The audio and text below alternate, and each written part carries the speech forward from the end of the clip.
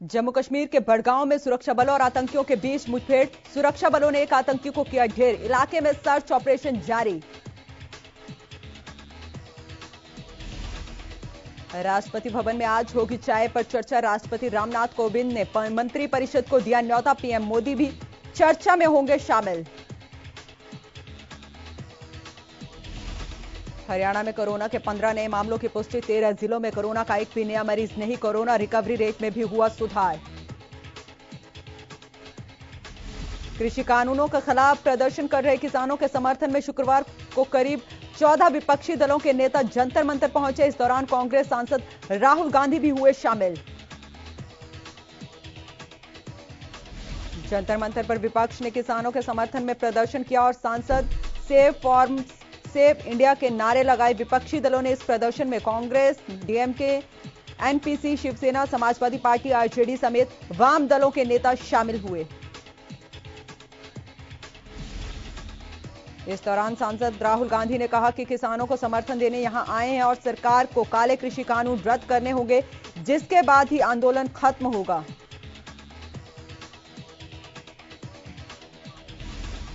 इस दौरान राहुल गांधी ने कहा कि संसद में क्या हो रहा है यह आप जानते हैं। संसद में हम पेगासस पर चर्चा करना चाहते हैं, लेकिन इस पर बहस नहीं हो रही है। राहुल ने कहा कि नरेंद्र मोदी ने देश में सभी के फोन में पेगासस भर दिया है। केंद्र की मोदी सरकार ने राजीव गांधी खेल रत्न पुरस्कार का नाम बदल दिया है। सरकार ने इसे हॉकी के जादूगर कहे जाने वाले मेजर ध्यानचंद के नाम पर रखने का फैसला किया है। प्रधानमंत्री मोदी ने शुक्रवार को ट्वीट कर इसकी जानकारी दी।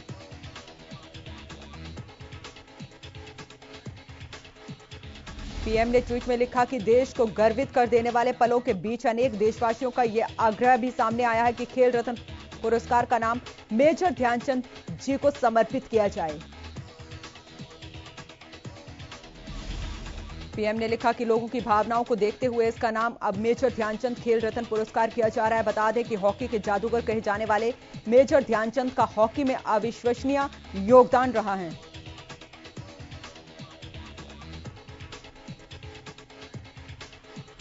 राजीव गांधी खेल रत्न अवार्ड का नाम बदले जाने को लेकर सीएम मनोहर लाल का बयान सामने आया है। सीएम ने कहा कि इसमें कुछ गलत नहीं है, खिलाड़ियों के नाम पर ही अवार्ड हो।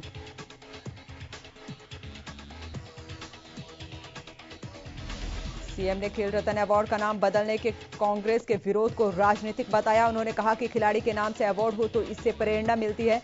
मेजर ध्यानचंद के नाम से अवार्ड का नाम रखना सराहनीय पहल है। कांग्रेस ने राजीव गांधी खेल रत्न पुरस्कार का नाम मेजर ध्यानचंद खेल रत्न पुरस्कार किए जाने के फैसले का स्वागत किया है और साथ ही केंद्र सरकार पर तंज भी कसा है।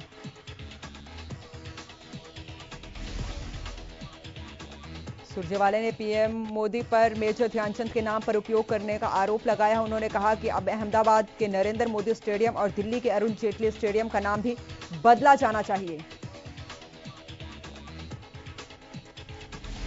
रणदीप सुरजेवाला ने यह भी कहा है कि पूर्व प्रधानमंत्री राजीव गांधी देश के नायक है, जो किसी पुरस्कार से नहीं बल्कि अपनी शहादत, विचार और आधुनिक भारत के निर्माण के लिए जाने जाते हैं। राजीव गांधी इस देश के लिए नायक थे और हैं और रहेंगे।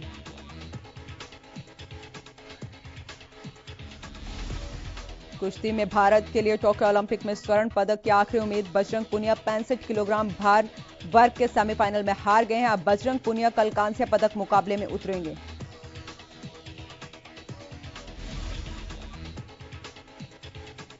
सेमीफाइनल में बजरंग को अजरबैजान के हाजी एलियव ने मात दी है। एलियव 3 बार के विश्व चैंपियन और रियो खेलों के कांस्य पदक है। हाजी ने बजरंग पर 12-5 से जीत हासिल की। एलियव ने लगातार बजरंग के पैरों पर हमला किया और 2 बार खुद को उस स्थिति में पहुंचा दिया जहां से वो आसानी से 2 अंक हासिल करने में सफल रहे। आखिरी क्षणों में बजरंग ने वापसी की, लेकिन उन्हें मैच जीतने के लिए ज्यादा अंकों वाली पकड़ की जरूरत थी।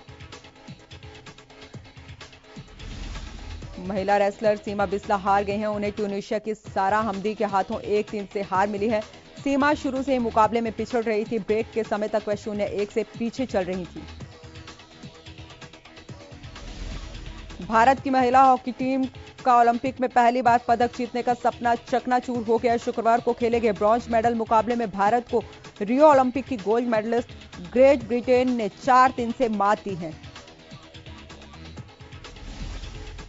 भारत के लिए गुरजीत कौर ने सबसे ज्यादा 2 गोल किए। इसके अलावा वंदना कटारिया ने 29वें मिनट में स्कोर किया है। गुरुवार को भारतीय पुरुष हॉकी टीम के कांस्य पदक जीतने के बाद महिला टीम से भी मेडल की उम्मीद थी, लेकिन भारतीय टीम को हार का सामना करना पड़ा। हालांकि इस बीच प्रधानमंत्री मोदी ने मैच के बाद ट्वीट कर भारतीय महिला हॉकी टीम का हौसला बढ़ाते हुए उन पर गर्व जताया। प्रधानमंत्री मोदी ने कहा, टोक्यो में मिली सफलता कई और बेटियों को हॉकी खेलने के लिए प्रेरित करेंगी। भारतीय महिला हॉकी टीम भले ही ओलंपिक का ब्रॉन्ज मेडल जीतने से चूक गई हो, लेकिन उन्हें ओलंपिक खेलों में पहली बार सेमीफाइनल में जगह बनाकर इतिहास जरूर रच दिया है।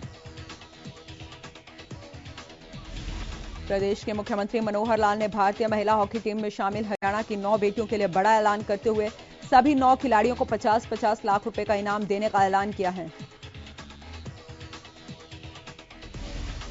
मुख्यमंत्री ने कहा कि ब्रिटेन के साथ मुकाबले में हमारी टीम भले ही मेडल से चूक गई हो, लेकिन उन्होंने जिस स्तर का खेल दिखाया उसमें भविष्य में हम ब्रॉन्ज क्या गोल्ड मेडल भी जीत सकते हैं। ओडिशा की मुख्यमंत्री सीएम नवीन पटनायक ने भी भारतीय महिला हॉकी टीम का हौसला अफजाई की है और उनके शानदार प्रदर्शन के लिए उन्हें बधाई दी है। उन्होंने ट्वीट करते हुए कहा कि टोक्यो में ग्रेट ब्रिटेन के खिलाफ बहादुरी से लड़ने के लिए भारतीय महिला हॉकी टीम को बधाई। अपनी फाइटिंग स्पिरिट को बनाए रखें और प्रेरित करते रहें। आप सभी को भविष्य के लिए बहुत बहुत शुभकामनाएं। भारतीय महिला हॉकी टीम का ब्रिटेन से हारने के बाद कांस्य पदक लाने का सपना टूट गया है। वहीं सोनीपत के वेस्ट रामनगर की रहने वाली निशा वारसी के घर पर हार के बाद मायूसी छा गई है। निशा वारसी की मां हार से बेहद निराश हुई और मीडिया के सामने फूट फूट कर रोई। वहीं उनके पिता ने कहा कि बेटी पर गर्व है। आखिरी मैच में उनकी बेटी की टीम एक बेहतरीन टीम से हारी है, लेकिन कड़ी टक्कर दी है। गौरतलब है कि निशा वारसी का परिवार 25 गज के मकान में अपना जीवन बसर करता है और उनके पिता टेलर का काम करते हैं। वहीं टीम का अहम हिस्सा बनी सोनीपत के वेस्ट रामनगर निवासी नेहा गोयल के परिजन हार से निराश जरूर है, लेकिन उन्हें उम्मीद है कि उनकी बेटी आगे बढ़िया प्रदर्शन करेगी। नेहा की मां ने कहा कि बेटी ने मेहनत तो बहुत की, लेकिन टीम हार गई। क्या करें, आगे अच्छा खेलेगी और फिर से तिरंगा लहराएगी। उन्होंने कहा कि उन्हें अपनी बेटी पर गर्व है। उनकी बेटी देश की शान है। ओलंपिक में भारतीय महिला के सदस्य उदिता और शर्मिला के घरवाले भी हार के बाद मायूस जरूर है, लेकिन आने वाले वक्त में और अच्छे प्रदर्शन और सफलता की कामना कर रहे हैं। वहीं शर्मिला के पिता ने कहा कि खेल में हार जीत होती रहती है। अगर भारत की टीम जीत जाती तो खुशी ज्यादा होती, लेकिन अब भी गम नहीं है। गोहाना के गांव गामड़ी की रहने वाली मोनिका मलिक के पैतृक गांव में भारतीय महिला हॉकी टीम हारने से थोड़ी मायूसी जरूर हुई, लेकिन गांव और परिवार वालों को अपनी बेटी पर गर्व है, जो ओलंपिक में भारत की तरफ से खेलने गई थी। टोक्यो ओलंपिक में भारतीय पुरुष टीम के हॉकी में मेडल जीतने से देश भर में खुशी का माहौल है। करनाल के उपायुक्त निशांत यादव ने करण स्टेडियम पहुंचकर हॉकी खिलाड़ियों से बातचीत की। खिलाड़ियों ने स्टेडियम में उपायुक्त का स्वागत भी किया। हॉकी के कोच, खिलाड़ियों और प्रशासनिक अधिकारियों ने जीत की खुशी मनाई। इस मौके पर उपायुक्त ने कहा कि हॉकी और बाकी खेलों में इस ओलंपिक के बाद काफी कुछ बदलाव दिखाई देगा। प्रदेश के शिव मंदिरों में शुक्रवार सुबह से बम बम भोले के जयकारों की गूंज सुनाई दी। महाशिवरात्रि को लेकर मंदिरों को भव्य रूप से सजाया गया। शुक्रवार सुबह 4 बजे से श्रद्धालु मंदिरों में भगवान शिव के दर्शन के लिए पहुंचे। शिव मंदिर में श्रद्धालुओं का तांता देखने को मिला। मंदिरों और शिवालयों में खासी भीड़ देखने को मिली। व्यवस्था को बनाए रखने के लिए मंदिर प्रबंधकों की ओर से पुख्ता इंतजाम किए गए हैं। महाशिवरात्रि पर्व के लिए मंदिरों और शिवालयों को फूलों और रंगीन लाइटों से विशेष रूप में सजाया गया। महाशिवरात्रि के मौके पर शुक्रवार को सिरसा के सभी शिवालयों में भगवान शिव के भक्तों की भीड़ उमड़ी। श्रद्धालुओं ने हर हर महादेव के जयकारे के साथ जलाभिषेक किया। इस अवसर पर श्री बाबा ताराजी कुटिया में विशाल भंडारे का आयोजन किया गया। कुटिया में 1 लाख से अधिक श्रद्धालुओं के लिए भंडारे के प्रसाद का प्रबंध किया गया। इस बार श्रद्धालुओं की भीड़ ने सारे रिकॉर्ड तोड़ दिए। कुटिया के मुख्य द्वार तक श्रद्धालुओं की कतार लगी हुई थी। शिवरात्रि के पर्व पर सिरसा के विधायक गोपाल कांडा ने सभी श्रद्धालुओं को बधाई दी और भंडारे का शुभारंभ किया। इस अवसर पर विधायक गोपाल कांडा ने कहा कि भंडारे का प्रसाद ग्रहण करने से व्यक्ति में अहम की भावना समाप्त होती है। इससे न केवल आपसी भाईचारा बढ़ता है बल्कि साथ में भंडारे का प्रसाद ग्रहण कर श्रद्धालु रोग मुक्त हो जाता है।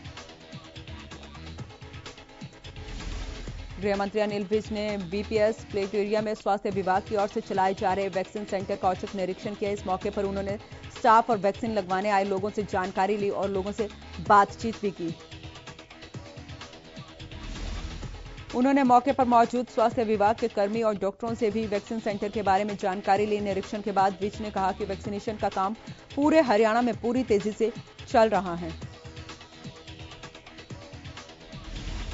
उन्होंने कहा कि प्रदेश में 1,25,00,000 लोगों को वैक्सीनेशन लग चुकी है, पर ज्यादा वैक्सीनेशन लोगों को सिंगल डोज लगी है। अब हमने अपने विभाग को हिदायत दी है कि सेकेंड डोज लगाने के ऊपर जोर दिया जाए। गृह मंत्री अनिल विज ने पंचकुला के पुलिस थानों में किया औचक निरीक्षण। 3 पुलिसकर्मियों को किया सस्पेंड, के खिलाफ एफआईआर दर्ज करने के दिए आदेश।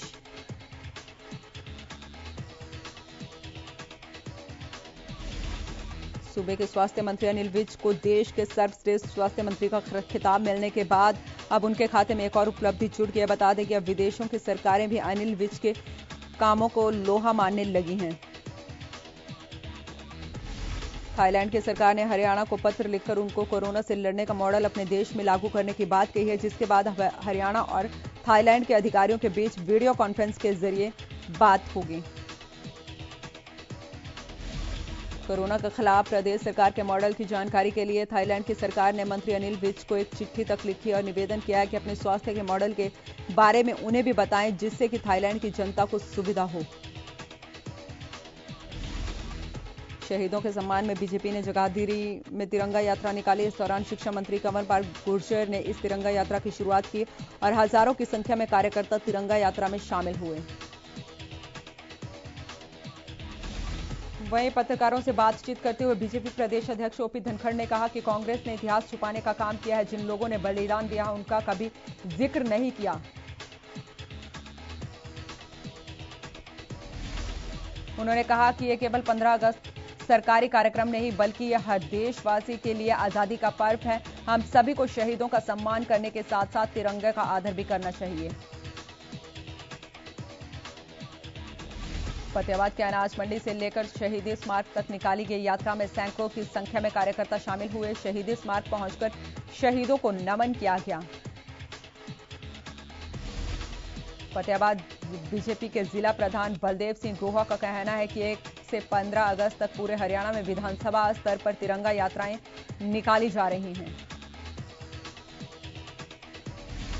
आईपीएस अधिकारी भारती अरोड़ा ने सरकार से पत्र लिखकर रिटायरमेंट की मांग की है। भारती अरोड़ा के पत्र के बाद प्रदेश में उनका यह पत्र चर्चाओं का विषय बन गया है।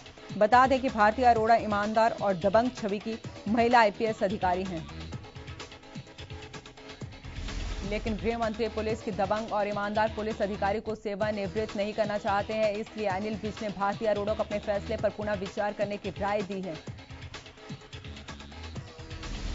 पत्रकारों से बातचीत करते हुए अनिल विज ने जमकर भारती अरोड़ा की तारीफ की और कहा कि भारती अरोड़ा हरियाणा पुलिस का मान और गर्व है। हरियाणा कर्मचारी चयन आयोग की ओर से पुलिस में सिपाही पद के लिए लिखित परीक्षा 7 और 8 अगस्त को आयोजित की जाएगी। इस परीक्षा के लिए 27 स्थानों पर 40 परीक्षा केंद्र बनाए गए हैं। जिले में लगभग 47,000 परीक्षार्थी हिस्सा लेंगे। परीक्षा को शांतिपूर्ण और नकल रहित करवाने के लिए प्रशासन ने सभी पुख्ता इंतजाम किए हैं। प्रशासन ने 11 फ्लाइंग स्क्वाड टीमों के साथ 4 डीएसपी सहित 400 की संख्या में सुरक्षाकर्मी तैनात किए हैं। सभी परीक्षा केंद्रों पर आयोग की ओर से सीसीटीवी कैमरे लगाए गए हैं। परीक्षा केंद्रों पर आयोग की ओर से आने और जाने वालों की वीडियोग्राफी की जाएगी। कोरोना संक्रमण की वजह से बंद हरियाणा रोडवेज के अंबाला से देहरादून और हरिद्वार बस सेवा को एक बार फिर से शुरू कर दिया गया है। हालांकि अभी देहरादून और हरिद्वार के लिए अंबाला से 2 बसों को ही चलाया गया है, लेकिन जल्द ही और भी बसें चलाई जाने की उम्मीद है। रोडवेज अधिकारियों का कहना है कि जैसे कोरोना संक्रमण पूरी तरह से खत्म होगा और उच्च अधिकारियों के आदेश होंगे, उसके मुताबिक ही बस सेवा को बढ़ाया जाएगा। सिरसा के रानिया रोड पर स्थित स्वामी विवेकानंद स्कूल में स्टूडेंट्स ने हंगामा कर दिया है। स्कूल से कुछ ही दूर पर सुबह विद्यार्थी एकत्रित हुए और हाथों में स्कूल प्रशासन मुर्दाबाद, बायकॉट, सीबीएसई के नारों के साथ स्कूल के बाहर पहुंचे। रेवाड़ी शहर के लोगों के लिए जाम की समस्या से परेशान होना अब आम बात हो गई है। शहर का ऐसा कोई रोड, गली, मोहल्ला नहीं है जहां लोगों को जाम से दो चार ना होना पड़ता हो। रेवाड़ी के सर्कुलर रोड पर जाम की एक बड़ी परेशानी पार्किंग का ना होना भी है। दरअसल सर्कुलर रोड पर दर्जनों बड़े बड़े अस्पतालों और अन्य प्रतिष्ठानों का निर्माण हो चुका है, लेकिन यहां कहीं भी पार्किंग की उचित व्यवस्था नहीं है। कैथल के पुराने बस स्टैंड के सामने मृतका के परिजनों ने रोड जाम किया। बता दें कि सोनू नाम की लड़की की शादी 14 साल पहले कैथल के एक शख्स से हुई थी। लड़की के परिजनों का आरोप है कि ससुराल वाले लड़की के साथ मारपीट करके घर से पैसे मांगने का दबाव बना रही थी, जिससे लड़की को ससुराल पक्ष ने जहरीला पदार्थ खिला दिया और इलाज के दौरान उसकी मौत हो गई। मृतका के परिजनों का पुलिस पर भी आरोप है कि बिना मायका पक्ष को बुलाए बयान लिए गए, जबकि पुलिस पक्ष का कहना है कि मृतका के बयान के अनुसार उसके पेट में दर्द था और पेट दर्द की गोली दी गई थी। हालांकि मृतका के परिजनों ने न्याय की मांग को लेकर पुराने बस स्टैंड के सामने जाम लगा दिया, जिस कारण वाहनों की लंबी लंबी कतारें लग गई। झज्जर में सैकड़ों की संख्या में लोगों ने सड़कों पर कैंडल मार्च निकाला और प्रशासन के खिलाफ जमकर नारेबाजी की। बता दें कि दिल्ली कैंट में 9 साल की मासूम के साथ रेप के बाद हत्या कर दी गई थी, जबकि पहले भी 2012 में निर्भय कांड हो चुका है।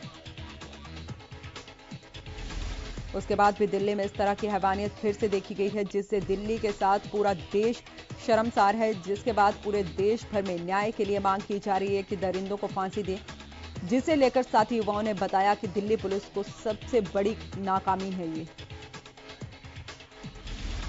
वहीं सभी युवाओं ने प्रशासन से मांग की है कि दोषियों को फांसी दी जाए और जब तक मासूम को इंसाफ नहीं मिलेगा तब तक सब लोग इंसाफ की लड़ाई लड़ते रहेंगे। गोहाना के गांव दोदवा में खेत से गुरुवार देर शाम को घर लौट रहे किसान की मामूली कहासुनी पर करीब 1 दर्जन गोलियां मारकर हत्या कर दी। हत्या की सूचना पाकर मौके पर पहुंची पुलिस मामले की जांच में जुट गई। मृतका की पहचान राजेंद्र के रूप में हुई है। मृतका के परिजनों ने गांव के ही युवक मनप्रीत पर फायरिंग करने का आरोप लगाया है, जिसने करीब 8 महीने पहले भी मामूली कहासुनी पर मृतका पर फायर किया था।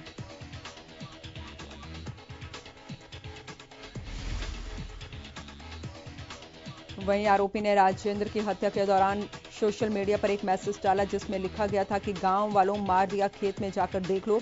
जय काला जिठेड़ी, मनप्रीत काला जिठेड़ी का शूटर अपने आप को बताता है। जुलाना में चलाए गए नशे के खिलाफ विशेष अभियान के जरिए पुलिस टीम ने गुप्त सूचना के आधार पर जींद जुलाना राष्ट्रीय राजमार्ग 352 पर बने एक ढाबा में नशीले पदार्थ की तस्करी करने वाले एक शख्स को गिरफ्तार किया है।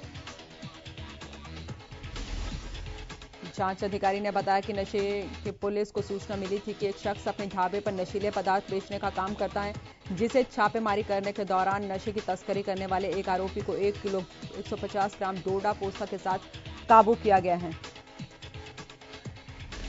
वहीं आरोपी के खिलाफ एनडीपीएस का मामला दर्ज करके गिरफ्तार किया गया। आरोपी की पहचान गुरुद्वारा कॉलोनी निवासी अनिल के रूप में हुई है।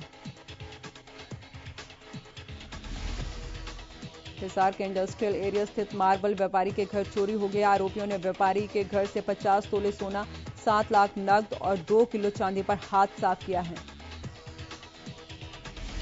बता दें कि कुल 35 लाख रुपए की चोरी हुई है। इस चोरी की वारदात में 5 लोग शामिल थे, जिनकी चोरी की वारदात कैमरे में कैद हो गई है। वीडियो में देखा गया कि देर रात करीब 3 बजे घर के पास खाली प्लॉट से चोर घर में घुस गए हैं। वहीं वारदात में 5 लोगों के साथ 2 बच्चे मौजूद थे। आरोपी करीब 1 घंटे तक घर में चोरी करते रहे।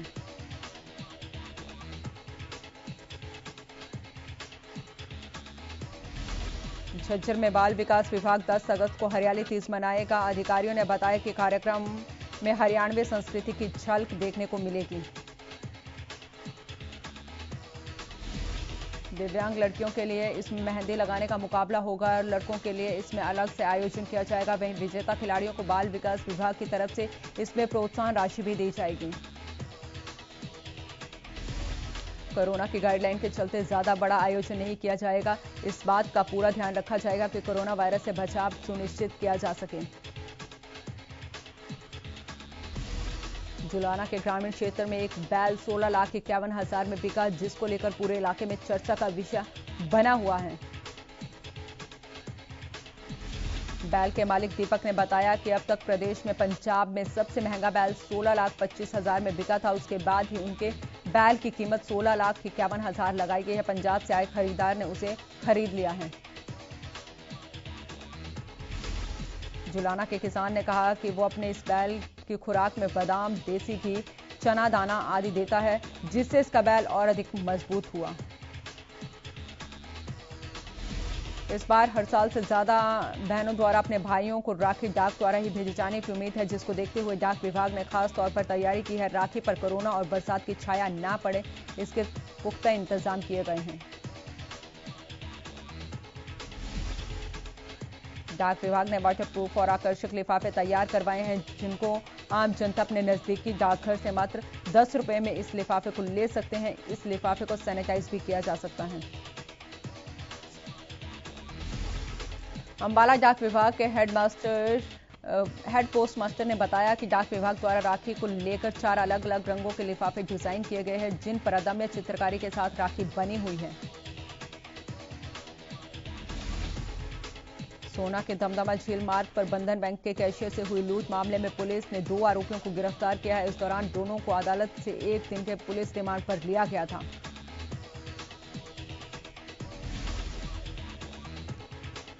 वहीं रिमांड के दौरान पुलिस ने दोनों आरोपियों के पास से लूटी गई 1.25 लाख नकदी में से 17,000 रुपए की नकदी और वारदात के दौरान इस्तेमाल की गई मोटरसाइकिल को बरामद कर लिया है।